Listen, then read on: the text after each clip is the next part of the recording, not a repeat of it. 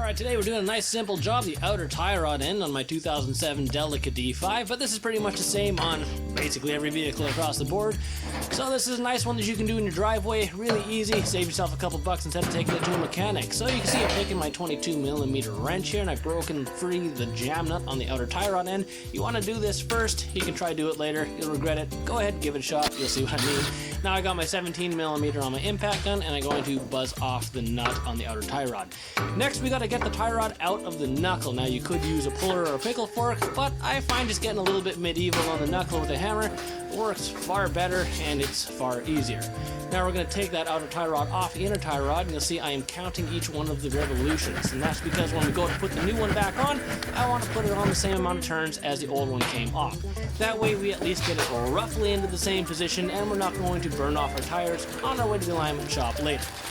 Now, a bit of anti-seize onto that inner tie rod. I like to do this, you don't have to, but I figured it's a nice thing to do for the next guy that has to work on the vehicle, and honestly, that's usually me in this case, so I like to be nice to myself for the future. Now, I've counted the turns, put the new tie rod end on after matching it up with the old one to make sure it's correct. Again, we've counted those turns, that way at least we're roughly in the same position as the old one, and I'm going to go ahead and snug the castle nut down with the gun there.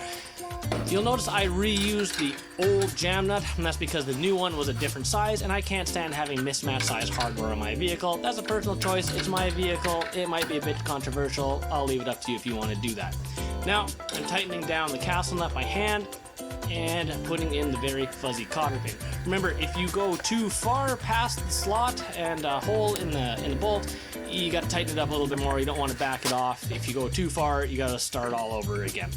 Now I'm going to tighten up that jam nut, and that's pretty much it. Our job is done. All I got to do now is take the vehicle to the alignment shop, get the alignment redone, and we're good to go.